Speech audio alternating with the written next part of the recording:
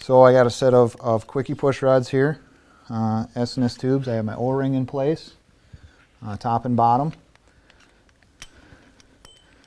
I'm going to slide this in place, extend the adjuster, and run it down until we basically feel the push rod get tight in the cup of the rocker arm up in the box, and of course the cup in the lifter. And that's what we would call, you know, zero lash, or run them down till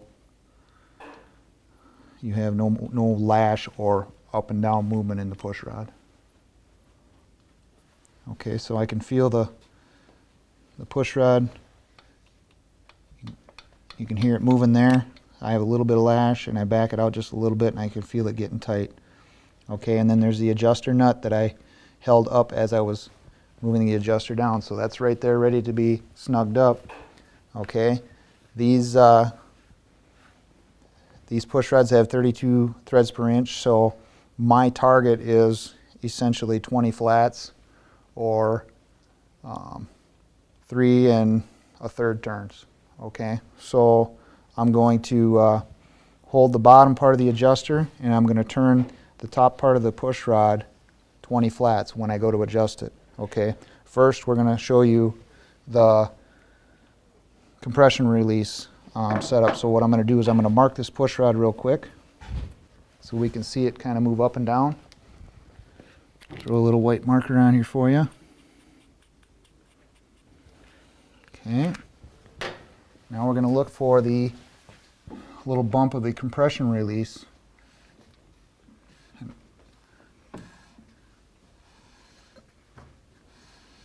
Right there it was. See it move up and down ever so slightly? You can hear it click actually too as it goes past the lifter. So I'm rotating the motor forward, and the wheel, of course, in the direction of normal rotation. And as I see that, now I'm going to rotate it forward, as I see that lifter go up and come back down, I know I'm on the base circle of the cam, and then I am past or not on the compression release trigger. So now I'm ready to adjust this rear cylinder on the exhaust and the intake. Okay.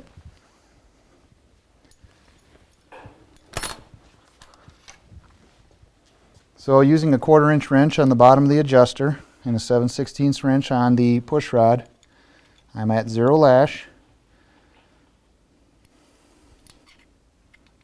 I'm going to take this push rod and extend it 20 flats. So there's 1, 2, 3, 4, 5, 6, 7.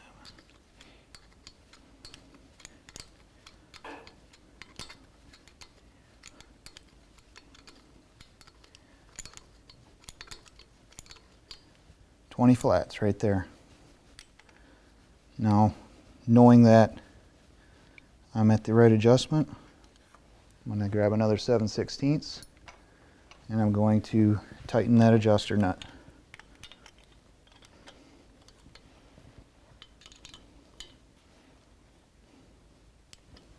Okay, now one thing you'll notice, of course, right away is that what we did by adjusting that after we got to zero lash, we have compressed the valve spring and of course opened the valve. So right now the valve is open basically 100 thousandths, because that's what we lengthened the push rod by. So slowly over time here in the next few minutes, this lifter is going to squeeze the oil out of it.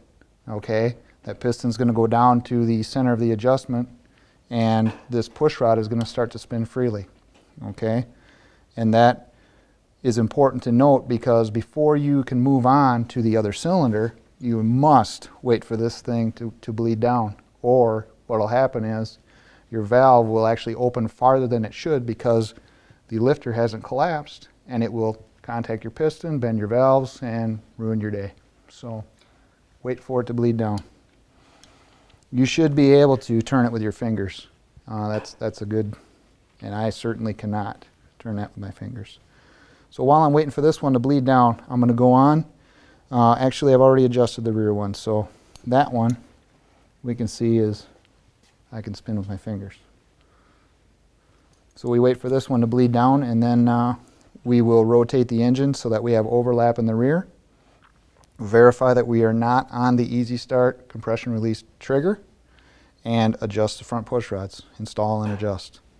Okay, it's been about 5 or 7 minutes now, and the push rod is free spinning with my fingers, so the lifter has collapsed. So we can move on to the front cylinder. Now, if we had the limited travel kit installed in this lifter, we would have done the adjustment differently, kind of as follows. We would have adjusted it down the 20 flats and waited for the lifter to bleed down, okay, giving it 5 to 7 minutes, maybe 10 minutes. Give it a half an hour if you like. Just give it plenty of time to bleed down. And so once you've given it the time to bleed down, you start to back off the push rod. And when the push rod gets free, in other words, the spring has closed the valve, and all of a sudden the push rod now has no resistance on it to spin, you'll be able to feel that as you back the wrench off. And so you count backwards from 20 flats, 19, 18, generally at 18 flats, okay, the LT kit on a twin cam at 18 flats will start to come loose. And so from that, you are now bottomed. The piston is now inside the tappet, is now bottomed on that LT kit, that washer, and you're going to back the adjustment off 1 full turn, or 6 flats. Okay, so back it off 6 flats, lock it down, and when you're done with the assembly of the rest of the bike, fire it up and give them some time to pump up. So while we're waiting for these push rods and lifters to bleed down so that we can spin them, I want to just take some time to talk about a variety of products that are out there. You could have push rods from any manufacturer with whatever threads per inch, and a lifter from any manufacturer, as long as it's a hydraulic one with a given amount of travel. We don't know what it is, it doesn't matter. But you should be able to adjust hydraulic tappets on any V-twin, not knowing what the threads per inch is, not knowing what the travel in the lifter is, by simply getting the cam on the base circle, making sure that you are indeed on the base circle. Like we mentioned here, if you have easy start cams, you have the compression release trigger to contend with. Make sure that you're not on that trigger. But as long as you're on the base circle of the cam, and you've taken the lash out of the push rod, then basically what you want to do is adjust that push rod longer, okay, and adjust it, 20, 40 flats. Start small so that you make sure you don't open the valve too far. But basically you can keep lengthening a push rod, and it may take you longer to do this procedure, but if you don't have the instruction sheets or you can't get on the tech line and get answers, then this is a way for you to do it yourself. So as you adjust that push rod out, okay, and it bleeds down, if it spins, you're not on the bottom of the travel of the lifter, okay?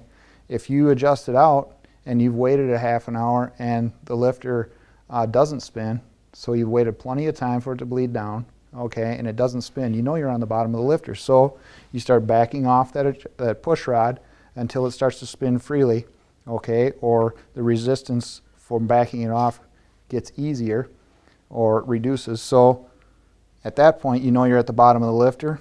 You've counted how many flats you went down, and you've counted how many flats you've come back up. And at that point, say you adjusted it down 40 flats, okay? You backed it off 10, so now you're at 30 flats. Well, 30 flats from zero lash is the bottom of the travel of that lifter, okay?